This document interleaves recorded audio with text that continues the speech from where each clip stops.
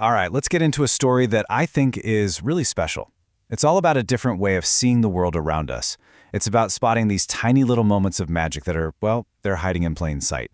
And we're going to see it all through the eyes of a little girl named Alice. So, here she is, Alice. And the thing about Alice is, she doesn't just look at the world, she watches it, really watches it. Not like she's studying for a test, but more like she's listening to a piece of music, you know?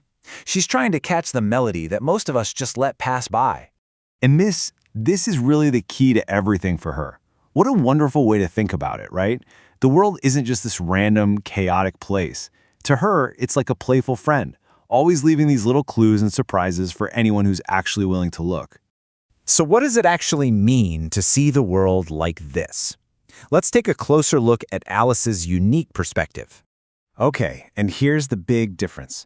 The world is playing this game with absolutely everyone. But let's be honest, most of us are we're too busy, right? We're too distracted to even see the invitation to play. But Alice, she's got the time, she's got the curiosity, she is ready to play along.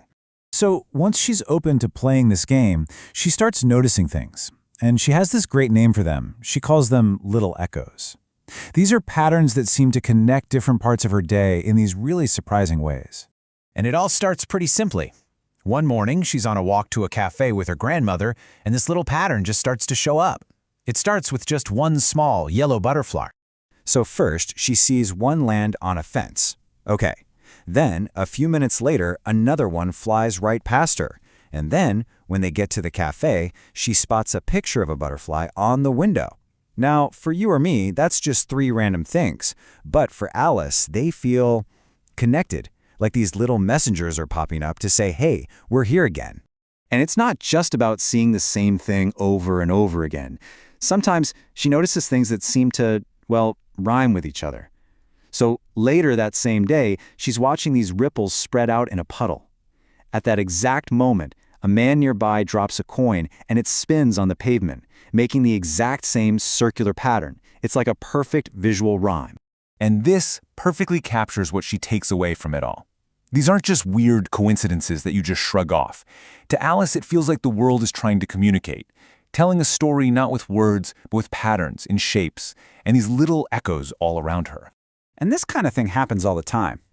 Like, she's inside coloring a picture of a red balloon, and then a few moments later, a real red balloon just floats past her window. Or she'll be thinking about our best friend, and 2 birds will land together on a branch right in front of her. Or the memory of a summer day will suddenly pop into her head, and at the same time, she gets a real whiff of fresh oranges. They're small things, but they feel linked. So the most important part is the feeling this all creates inside her. It's not about solving some big mystery or uncovering some grand purpose. No, it's a much more personal, almost gentle feeling. It's like sharing a little secret, a quiet acknowledgement from the world. It's as if the universe itself just leaned over and gave her a little wink. Well, as you can imagine, after noticing all of these winks and echoes and rhymes, a big question starts to form in her mind. It's a simple question, but it's pretty profound. She just has to know why. Why does this keep happening? Is there some reason for it? Is it magic? Or is it just all in her head? So she takes this big, important question to the wisest person she knows. And this, of course, leads her to her grandmother, who gives her an answer that really defines this whole story and gives a perfect name to this beautiful feeling she keeps having. So, in this really quiet, perfect moment, all tucked into bed for the night, she finally asks her grandmother that one simple question: why? Why do these things keep happening to me?